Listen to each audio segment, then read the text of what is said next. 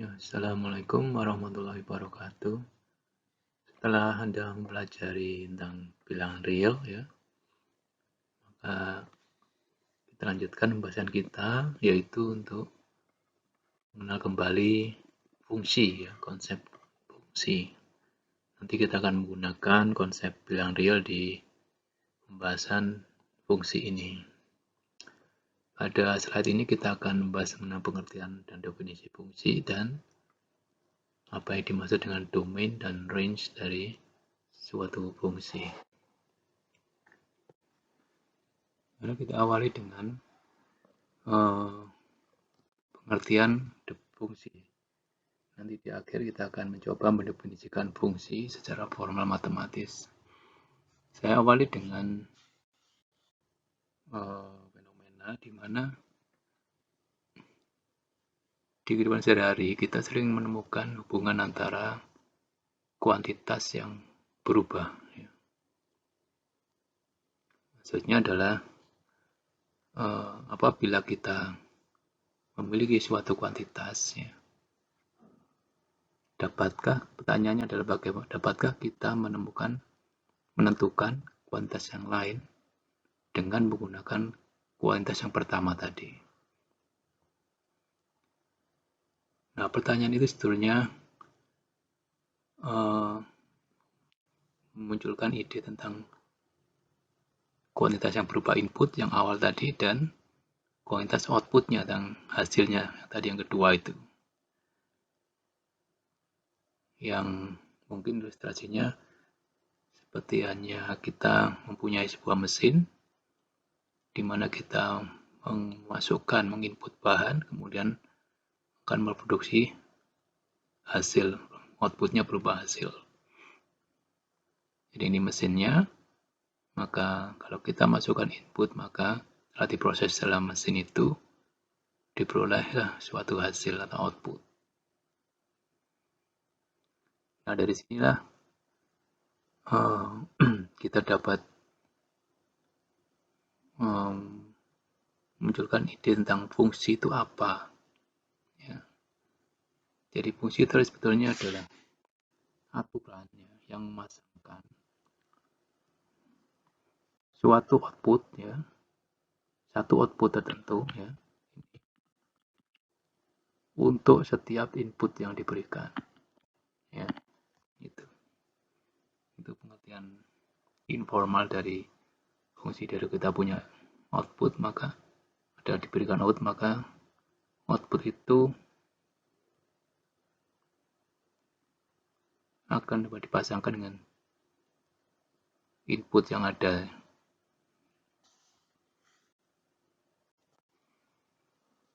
Contoh mengenai input output ini, ya, yang kita coba untuk memahami apa itu fungsi, ya.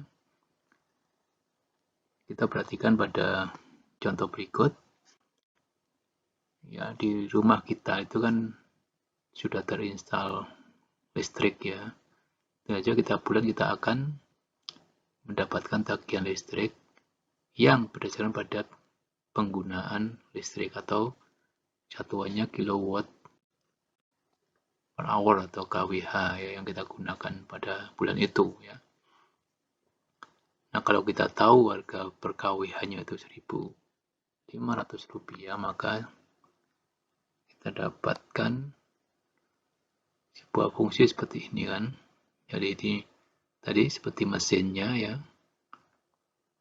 yang bertugas mengalihkan dengan Rp1.500. Inputnya kira-kira apa? Ya, jumlah kWh yang kita gunakan. Misalnya pada bulan itu kita mengkonsumsi sebenarnya 100 kWh, maka tentu saja kita dapat menentukan berapa sih kira-kira tagihan listrik pada bulan itu. Ya, tentu saja setelah diproses dikalikan Rp1.500, maka outputnya adalah Rp150.000, ya. Nah, kalau input itu saya sebagai variabel X, ya, Jadi apa ya? Banyaknya KWH ya yang digunakan, sedangkan itu adalah biaya ya yang harus dibayar ya, maka hubungannya Y itu sama dengan 1500 X ya. Nantinya kalau saya berikan X berapa, maka hasilnya adalah X kali 1500 ya. Jadi misalnya kalau X-nya 1, Y sama dengan 1500. X sama dengan 2, Y sama dengan 3000. Demikian seterusnya. Kita mempunyai hubungan 1,1500 dan 2,3000 dan seterusnya.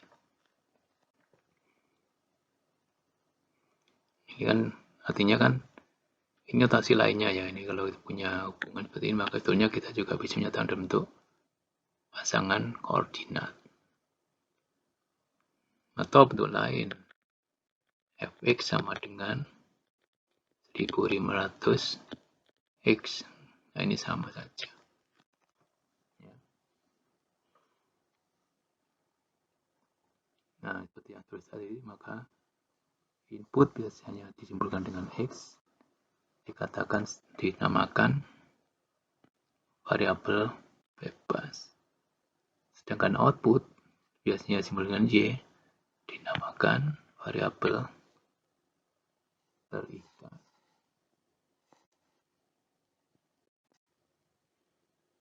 Nah, ini definisi fungsi yang formal ya. Fungsi F dari himpunan D ke himpunan Y itu ada aturan yang memasangkan secara tunggal elemen-elemen fx anggota Y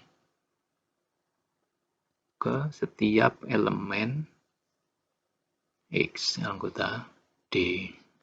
Jadi D itu sumber inputnya dan Y kelompok outputnya. Ya, dan D itu disebut sebagai domain. Simbolnya DF ya, domain dari F. Jadi D itu adalah semua input yang mungkin ya. Semua input yang mungkin untuk fungsi F itu ya.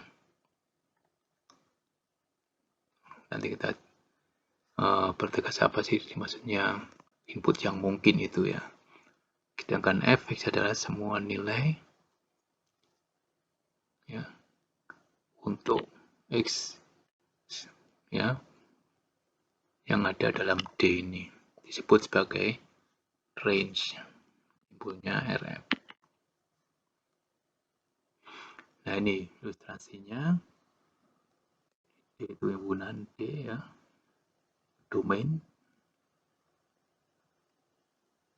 ya, tapi Y itu bukan range ya, tapi Y itu himpunan outputnya tadi itu. Jadi itu kalau saya ambil X, semua X ya, harusnya semua X anggota D, ini to each, ini X anggota semuanya, semua X di sini, tidak yang tersisa ya, harus semua. Ini fungsinya dari semua X diproses oleh F ya. Nah, hasilnya Fx itu tidak harus seluruh D, maka saya simpulkan himpunan lain yaitu himpunan Fx. Ya. Nah, ini jadi Fx yang D itu domainnya, dan fx ini adalah range-nya, ini df. Oke. Selanjutnya kita fokus pada domain dan range. Bagaimana kita menentukan domain dan range suatu fungsi, ya. Kita perhatikan contoh sebelumnya tadi, ya, tentang tagihan listrik, ya, yang diberikan oleh fungsi fx sama dengan 1500x. Ya. Tadi kalau x tadi adalah jumlah KWH, banyak KWH yang digunakan, ya. Tentu saja itu tidak pernah negatif, ya. Jadi yang mungkin adalah x non negatif atau x lebih besar sama dengan 0, sehingga domainnya dapat dinyatakan dalam bentuk notasi pembentuk himpunan. Perhatikan kurung kurawal x anggota bilangan real, x lebih besar sama dengan 0. Inilah bentuk notasi khusus untuk himpunan, ya. Kemarin ada kenal interval, kemudian ada gambar, ya, garis bilangan, ya, dan sekarang bentuk notasi untuk himpunan ini. Nah, sekarang bagaimana dengan range dari fungsi fx itu? Karena x domainnya adalah lebih besar sama dengan 0, ya, maka range-nya juga sama, ya, semua nilai non negatif. Contoh lain yaitu sebenarnya fungsi sering kita temui, ya, pada rumus-rumus, ya, misalnya rumus untuk menentukan luas lingkaran jari-jari R. Ya, Anda masih ingat, ya, A sama dengan PR kuadrat ini. Jadi A ini fungsi R, fungsi dalam R sebetulnya, ya. Lengkapnya kan A fungsi dalam radius, dan karena P ini konstanta. Oke. Jadi dari sini bagaimana domainnya? Ya, sama dengan KWH tadi, ya. Jari-jari tidak pernah negatif, jadi bilangannya positif. Non negatif, 0 boleh, ya.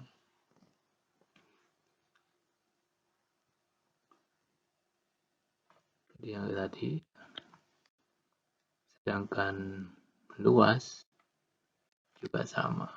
Jadi bagaimana kita memandang fungsi, ya, bisa dalam rumus jelas atau bahkan rumus-rumus yang sudah Anda kenal tentunya fungsi dalam variabel tertentu. Kalau luas lingkaran, ya, fungsi dalam jari-jari. Ini contoh lain, ya. Saya punya fungsi y sama dengan fx sama dengan x kuadrat, ya.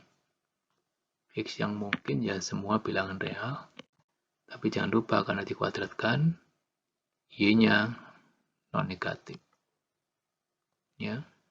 Kalau akar x, maka y-nya nilai akar kan lalu non negatif, ya, ini domainnya, range-nya juga non negatif. Berikut latihan yang harus Anda lakukan, kerjakan, ya. Nanti silakan dikumpulkan di dalam LMS Kinesa.